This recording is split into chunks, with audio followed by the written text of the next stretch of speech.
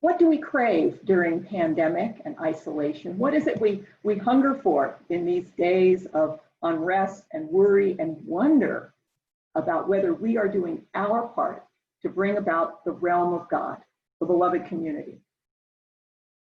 Few of us know what it means to be deeply hungry all the time. Maybe there were lean days, but most of us find as much food as we want or need. We don't know the grinding hunger known by over 1 billion on this planet, not including those classified as undernourished. Children die daily of hunger and hunger-related illnesses, and the number of mouths to feed worldwide increases by over 80 million each year. The terrible truth is that there really is enough food to go around if we could correct the inequities of politics and economics in its distribution, if there were justice. People are in need of good nutrition, and the food is there. Is the nutrition we need for body and spirit available in these times? Eating, my friends, is a common human need. Our tastes may differ, but social station, ethnicity, race, orientation, identity, these have nothing to do with needing food. Jesus understood the human power of a shared meal in breaking boundaries and in truth-telling. And some of that is wonderful and some of that is very difficult. We understand this too. Our community and family events involve food, although that experience has been harder to come by in these days of pandemic. But Jesus also came from a culture where the shared meal was critical to acceptance, trust, and love. Many cultures still observe this. You do not bond as individuals, much less enter agreements, alliances, or marriages without breaking bread together first. Our UCC Samoan church families do this. To share in this elemental human need is to share commonality and vulnerability. People starve for a good meal emotionally and spiritually too, just as empty bellies hurt, empty souls and hearts hurt when they are handed only meaningless, hypocritical, or painful platitudes. Sometimes the pain is hard for us to see or acknowledge in ourselves or in others. And such is the case for our siblings of color receiving perhaps well-intentioned but tone-deaf attempts at support or allyship from white people. The world is full of people needing to be listened to without question, heard in their struggles, valued in their strengths, and loved unconditionally. Hearing their stories is fulfilling God work, and we can do it. The spiritual life, or faith, is not about deprivation.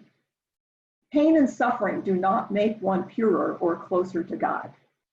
Or perhaps there's the skewed idea that life's joy and fullness and satisfaction are not okay for everyone.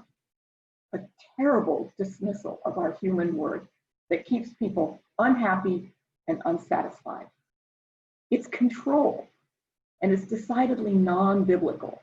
Scripture is full of hospitality and joy, even, perhaps especially, in the midst of harsh living conditions. It's godly to eat together abundantly, to build relationships at life's tables, to share, to set conflict aside in order to eat, listen, laugh, and learn together. This builds our spiritual health as well as our physical health. Even the staunchest loners need table fellowship. Recently, some of that table fellowship in our house has been Zoom dinners with friends, even in different time zones. God's banquet table is never empty.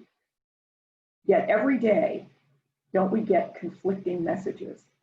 Control your harmful appetites for bad foods or the mindless acquisition of new toys because these things are harmful.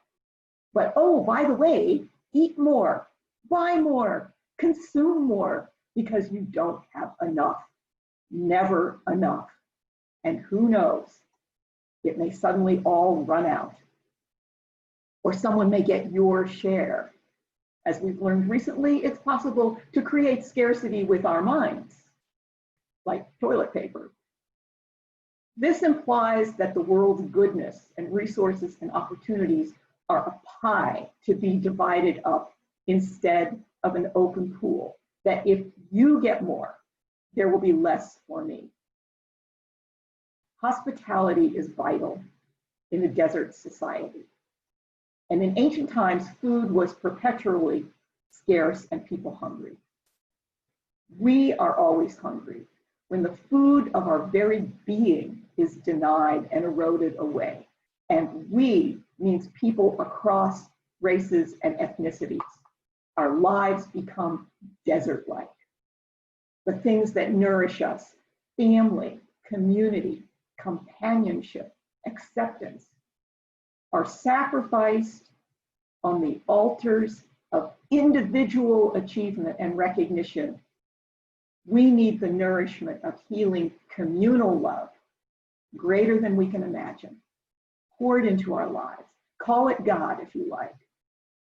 And like the world's food, there is more than enough healing and understanding and grace to go around. It's a matter of being observant and open to that reality. And yes, each one of us being a vulnerable channel for that nourishment. Could you or I be where a deprived or oppressed person finds healing and grace and understanding? Yes, we could. Yes, we can. Isaiah likens Israel's return from exile to feasting, the joy of savoring a meal of freedom and possibility. How many people in our community, our nation, our world need that meal of freedom and possibility? How many people in our community, our nation, our world, all those oppressed by ageism, sexism, racism, or homophobia, these are hungry people. How many people are in need of a meal of love, acceptance, inclusion, and encouragement? Those hanging in the barbed wire of untreated addictions, or poisoned by long ago church experiences where no questions were allowed, only adherence at the price of condemnation. Those oppressed by the deeply embedded but unspoken scripts of white privilege. These are hungry people. How many people are in need of the meal of compassion and loving kindness? Maybe we're all starving. However, just as you can load up on the cheap, empty calories of fast food and soda, it's possible to go for what's quick and well-packaged spiritually. A presumably deep experience that looks good on the outside but goes nowhere, has no flesh, just rigid bones poking at you. And that begs Isaiah's question: why do you spend for that which does not satisfy? Why go the cheap and easy route when it kills? One reason people go for meaningless platitudes is that we don't stop to ask what we and others are truly hungry for, because that is daunting, time-consuming work. It means grappling with challenge and personal deep uncertainties. There are plenty of experiences that don't challenge, don't make you think, don't touch you at a deep place, because that's scary, and don't comfort or heal. They claim a fast track to salvation and taste good, like a double bacon cheeseburger. We can make the ache of emptiness go away, kind of, but we are not giving bodies or souls what they need. Alcohol and sex can dull loneliness, but not feed the soul. Caffeine can wake you up, but not satisfy the need for real rest. In the same way, fundamentalism in all its forms masks the very real fear that we are not in control of this world. And for thinking people, this never works, because what we crave is not having our doubts and anxieties papered over. Real healing, real feeding comes from having pain named and acknowledged. Calcified social and political attitudes do the same thing. They mask the fear that the holders may not be in control. And what's needed for everyone involved is recognition of the pain. Jesus comes from receiving the hard news of the death of his cousin and mentor, John. He's hurting. And of course, he discovers what I hope we all discover, that the greatest healing for ourselves is when we reach out to touch others, to acknowledge and sit with their pain. The first thing Jesus does as a crowd gathers, and note, this is a crowd without food security or health care, is to heal their sicknesses. Were they all physically ill? COVID? We can't know. But to the extent we all carry emotional and spiritual illnesses, they were sick. And in his grief for John, Jesus was profoundly present with them, and that was healing. Then he tried to meet their bodily need for food. Now, how was he going to do this when supplies were lacking? How would a feast for 5,000 appear? Unless you believe in the sudden suspension of the laws of relativity, matter, and energy, that piles of fish and bread just appeared from nothing, that's not what happened. Was it in the healing, the presence, that he touched something in each one there? Was it their latent need to share with one another, to lay a feast before one's neighbor, to live communally rather than individually? As the baskets went around, did people find a scrap of bread or meat stashed in their sacks for their day's travel? Did a few more people put things in the basket than those who took something out, so that the baskets fed everyone and even came back with leftovers? Could it have happened that way in a crowd of people all in need of a good meal? Sheer guesswork if this gathering happened at all. They ate the staple foods of their time: fish and bread, protein and carbs, no junk. Perhaps not everyone's favorites. Maybe some wanted olives or figs, but they all ate the same meal because they needed the community more than anything. And it was enough, more than enough. And that's why we worship together in different ways. The same food does not feed everyone, but the community does, more than enough. Can abundance go wrong, be out of balance? Well, yes. I'm going to share a story. You may know the story of Auntie Mame. It was a book, a movie, and a Broadway musical. The title character, Mame Dennis, lives a wild life of overindulgence and uninhibited, bizarre friends, not necessarily a great environment to raise the young nephew who lands on her doorstep. And one of Mame's favorite lines is, "Life is a banquet, and most poor suckers are starving to death." Kind of a secular take on shutting ourselves off from seeking and knowing the abundant, joyous love of God, which provides us more than enough, as well as the possibility that we have the capacity to feed others.